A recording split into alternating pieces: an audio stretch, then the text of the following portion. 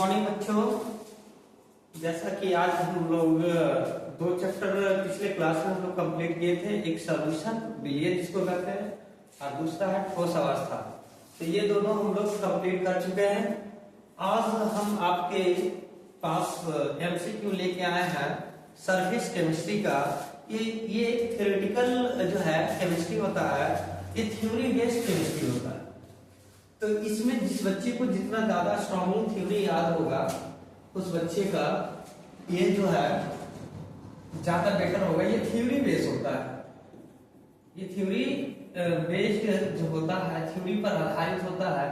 और ये जो है थोड़ा सा इसमें मेमोराइज करने का वक्त तो आपका है, इसको रखना है, थोड़ा सा समझना है और समझ इसको बनाना है। इसमें ना ही न्यूमेरिकल रहता है, तो न्यूमेरिकल इसमें रहेगा ही नहीं। तो आपको थ्योरी बेस है, तो इसको आप पढ़िए और समझिएगा। देखिए चलिए हम लोग आज चलते हैं। अगर इसको हम लोग सॉल्व करें तो थ्योरी बेस्ड वाला क्वेश्चन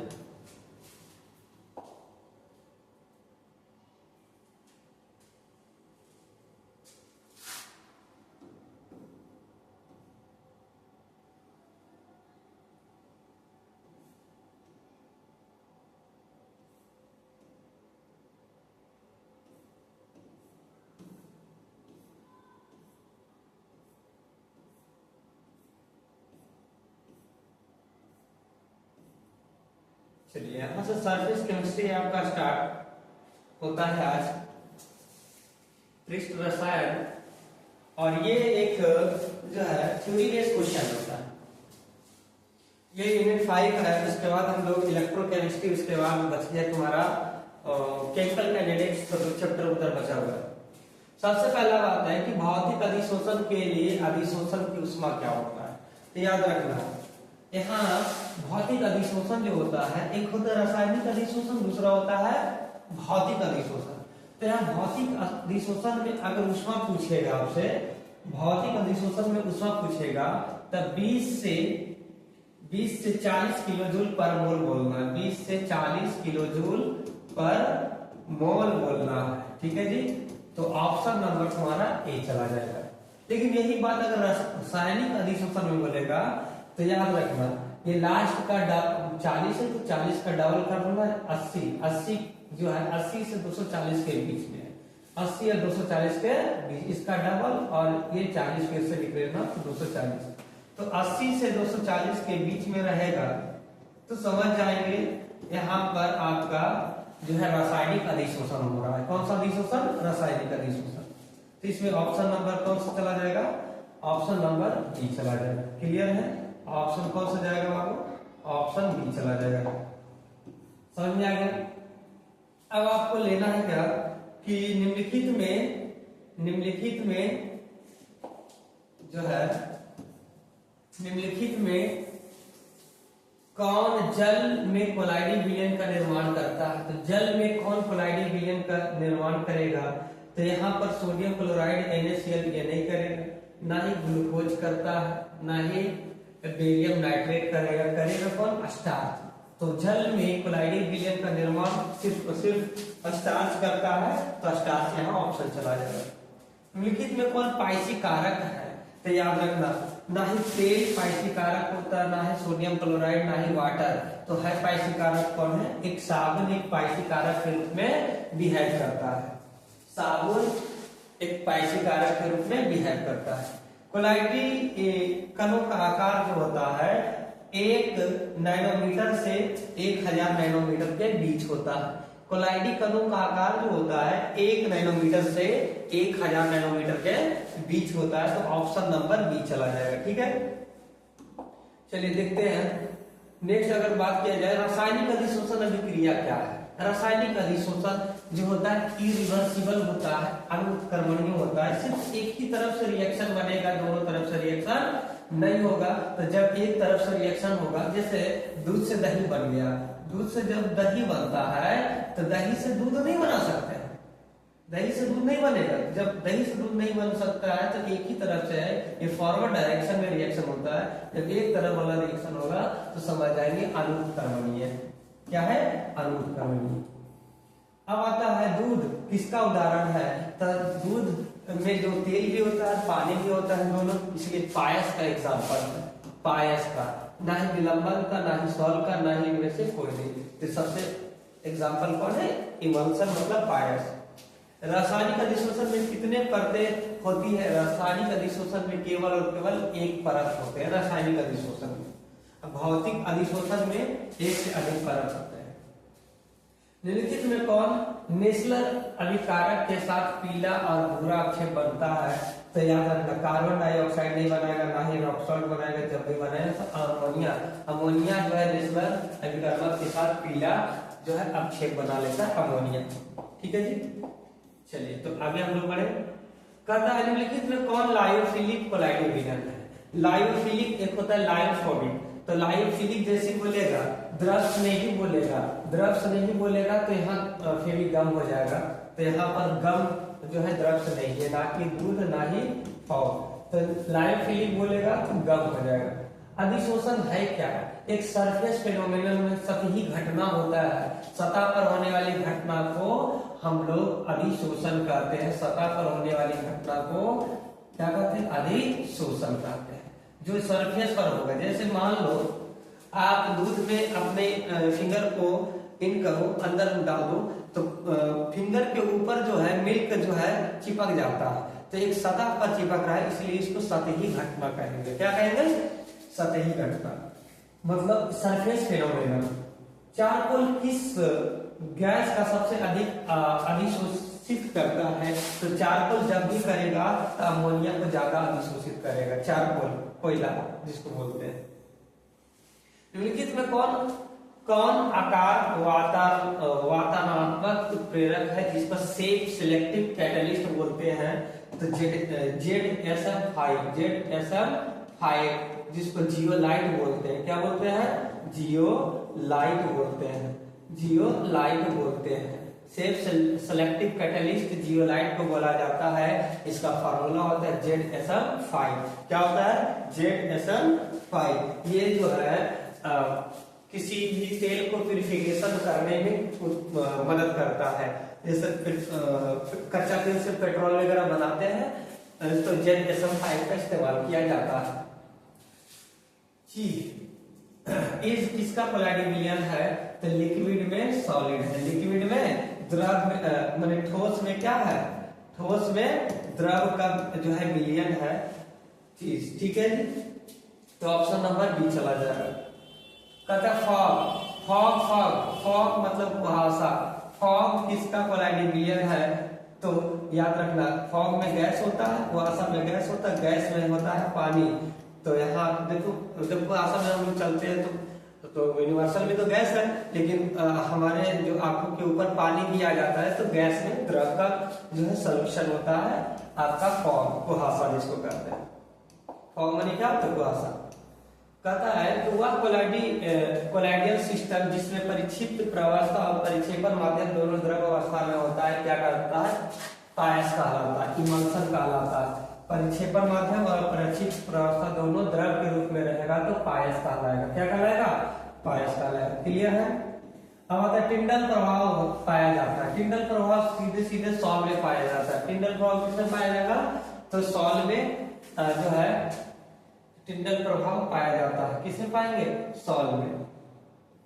अब FeOH का घोल सॉल में NaCl का घोल मिलाया जाता है, तो यहाँ पर जैसे मिलाएंगे तो अपक्षेपित हो जाता है। FeOH का घोल क्या हो जाता है? अपक्षेपित हो जाता है। जैसे इसको मिलाएंगे तो अपक्षेप कर जाएगा, तो यहाँ ऑप्शन नंबर डी चला जाएगा। ठीक है, समझे? टिंडल प्रभाव नहीं पाया जाता है, तो शुगर चीनी के घोल में टिंडल प्रभाव नहीं पाया जाता है। तो कहाँ कोलाइडियल विलयन में पाया जाएगा? पायस में मिलेगा, निलंबर में मिलेगा, लेकिन चीनी के घोल में टिंडल प्रभाव नहीं मिलेगा। टिंडल प्रभाव इसको बोलते हैं जिनके माल में कोई भी पदार्थ चमकने लगता है तो उसे हम इस प्रभाव को हम लोग टिंडल प्रभाव बोलते हैं। कोई विलयन है, विलयन में जैसे हम लोग जो है लाइट शो भेजते हैं, तो विलयन में अगर कोई बड़ा पदार्थ होगा तो चमकेगा, तो चमकेगा तो उस प्रभाव को ही टिंडल प्रभाव कहते हैं। ठीक है जी। अधिशोषण क्या है? अधिशोषण एक ऊष्माक्षेपीय अभिक्रिया होता है। अधिशोषण एक ऊष्माक्षेपीय अभिक्रिया होता है। ठीक है। और अधिशोषण, अवशोषण एक ऊष्मा शोषी अभिक्रिया है, लेकिन अधिशोषण की बात किया जाए तो ऊष्मा क्षेपी है। कहते हैं विशोषण क्या होता है? विशोषण एक अधिशोषण भी है और अवशोषण भी है। ऊष्मा शोषी भी है, अधिशोषण भी है। ऊष्मा शोषी भी और अधिशोषण, इसलिए दोनों कॉन्सेप्ट चला जाएगा।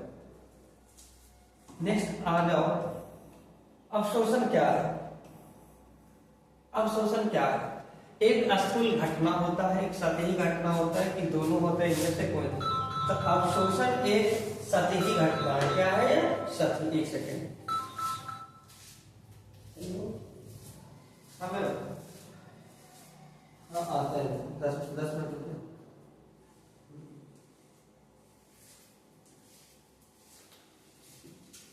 चलिए, तो नेक्स्ट आगे हम लोग बढ़े।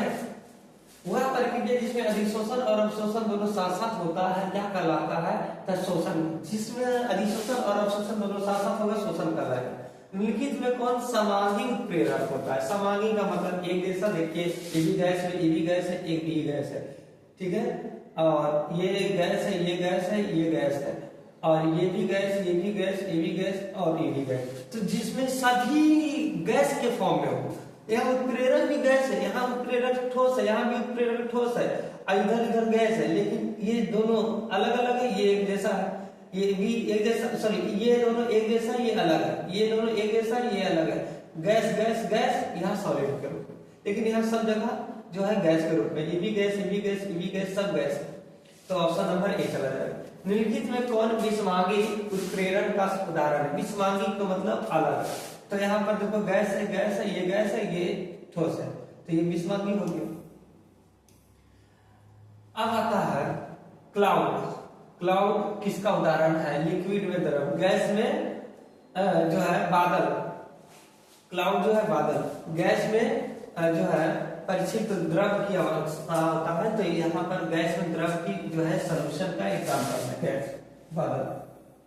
अब आता है क्लोरीन अमोनिया से अधिकता से विक्रिया कर क्या बनाता है? अमोनिकल नाइट्रोजन और अमोनिकल क्लोराइड। नाइट्रोजन और अमोनिकल क्लोराइड ये बनाता है NH2 और NH4Cl। लिखित में कौन एरोसोल का उदाहरण है? एरोसोल फॉग का उदाहरण है। एरोसोल एयर में सॉल, एरोसोल फॉग, जो आप परफ्यूम मारते हैं ना, वो आपका एरोसोल होता है, फॉग। अधिशोषण की प्रक्रिया होता है एक पृष्ठीय घटना, अधिशोषण होता है। मिल्क क्या है? मिल्क जल में परिक्षिप्त वसा है। मिल्क क्या है? जल में एक प्रक्षिप्त वसा है, जल में एक प्रक्षिप्त वसा है मिल्क। निम्नलिखित में कौन विद्युत अपघट्य फेरिक हाइड्रोक्साइड सॉल्ट के स्कंदन में सबसे कम प्रभावी होता है? स्कंदन की बात किया जाए, आयंस स्कंदन में क्या होता है? जैसे पोटेशियम पर 3 एक प्लस है, तो इसका मतलब FeCl का होल 6 पर ये 4 माइनस है, तो 4 माइनस, सॉरी 3 माइनस, ये 3 माइनस, तो 3 आए 4, 3 1 4, तो इसका 4 हो गया, इसका 2 आए 3, इसका 3 हो गया, इसका 2 आए 3, इसका भी 3 हो गया, लेकिन के भी आए 1 आए 2, तो इसका 2 हो गया। तो सबसे कम प्रभावी कौन होगा? जिसमें आयन कम होंगे, तो ये के भी आर सबसे कम प्रभावी होगा। ठीक है जी, याद रखना। जो सी ऑप्शन, जो पदार्थ जल का पृष्ठ तनाव कम कर देता क्या कहलाता है? तो सरफेस टेंशन पृष्ठ तनाव को कम करता है। ठीक, चलिए नेक्स्ट आगे हम लोग पूछते हैं पलायदी कणों का आकार कितना होता है? 10 पर पावर माइनस 5 से 10 पर पावर माइनस 7 सेंटीमीटर होता है पलायदी कणों का आकार। ठीक है जी। निम्नलिखित में कौन लायोफिलिक कोलाइडी विलयन नहीं है? तो लायोफिलिक में आपका क्या नहीं है? तो आपका वो हाफा लायोफिलिक नहीं होता है। अधिकांश क्रियाओं के लिए ताप गुणांक का मान निम्नलिखित में किसके बीच रहता है? अधिकांश विक्रिया के लिए ताप गुणांक का मान जो है 2 और 3 के बीच में होता है। याद रखना, ये सब याद करने का चीज है, डायरेक्टली याद रखें इसको। निम्नलिखित में कौन सा ठोस तंत्र का उदाहरण है? एलॉय, एलॉय मतलब धातु। ठीक है, एलॉय ठोस का उदाहरण है। ठोस और ठोस में ठोस, एलॉय मतलब धातु, एलॉय मतलब क्या होता है? धातु। बाकी स्मोक है, धुआं है, ये बटर है, मक्खन है, फ्यूमिक स्टोन है। ठीक है, कॉपर सल्फेट के घोल में अधिकांश पोटेशियम आयोडाइड डालने पर उजला छेद देता है, तो किसका देगा? पोटेशियम आयोडाइड, क्यूप्रस क्लोराइड का। किसका देगा? क्यूप्रस क्लोराइड का, Cu2Cl, Cu2I2, क्यूप्रस आयोडाइड है, सॉरी क्लोराइड बोल रहे हैं, क्यूप्रस आयोडाइड है। निम्नलिखित में कौन सी गैस पानी के ऊपर एकत्रित नहीं होता है? तो SO2 गैस पानी के ऊपर एकत्रित नहीं होता है। SO2 गैस पानी के ऊपर जमता नहीं है। अब आ जाओ, अभिक्रिया N2 और 3H2 gives ammonia plus Q, ताप बढ़ाने पर अमोनिया का उत्पादन में कमी आ जाता है। ताप बढ़ाएंगे तो अमोनिया के उत्पादन में कमी हो जाएगा। नेक्स्ट हम लोग अगर चले तो निम्नलिखित में कौन धातु अम्ल से अभिक्रिया कर हाइड्रोजन गैस मुक्त करता है? तो कॉपर धातु अम्ल के साथ अभिक्रिया कर हाइड्रोजन गैस मुक्त करेगा। कॉपर धातु अम्ल के साथ अभिक्रिया कर हाइड्रोजन धातु मुक्त करेगा। स्टार्च जल अपघटन निम्नलिखित में एंजाइम और उत्प्रेरक है, तो डायस्टेरेज एंजाइम का उत्प्रेरक और एंजाइमिस नहीं होता, ना ही वोल्टेज होता, ना ही इनवर्टेज होता है। रासायनिक अधिशोषण की दर किस पर निर्भर करता है? दाब बढ़ाने पर घट जाता है। रासायनिक अधिशोषण की दर दाब बढ़ाने पर क्या होता है? घटता है। अब आता है भौतिक अधिशोषण की दर, ताप बढ़ाने से ताप में कमी करेंगे तो यहाँ अधिशोषण, भौतिक अधिशोषण बढ़ेगा। नेक्स्ट 65 नंबर आ जाओ, और कितने क्वेश्चन बचे हैं? चलिए 70 तक है, 5 क्वेश्चन और हम लोग देखते हैं। निम्नलिखित में कौन एंजाइम चीनी को ग्लूकोज एवं फ्रक्टोज में परिवर्तन करता है? तो इनवर्टेज जो है चीनी को ग्लूकोज एवं फ्रक्टोज में परिवर्तन कर देता है। विद्युत क्षेत्र के प्रभाव से कोलाइडिक कणों का गमन कहलाता है। विद्युत क्षेत्र के प्रभाव से कोलाइडिक कणों का गमन कहलाता है, तो आपका वैद्युतिक संचलन। अधिशोषण वह घटता है जिसमें कोई पदार्थ, ठीक है, कोई पदार्थ दूसरे पदार्थों की सतह पर जम जाता हो, वो अधिशोषण की घटना कहलाता है। तो ऑप्शन नंबर यहाँ पर कौन सा चला जाएगा? ए चला जाएगा। उत्प्रेरक वह पदार्थ होता है जो साम्य अवस्था प्राप्त करने के लिए समय को घटाता है। साम्य अवस्था प्राप्त करने के लिए समय को क्या कर देता है? घटा देता है।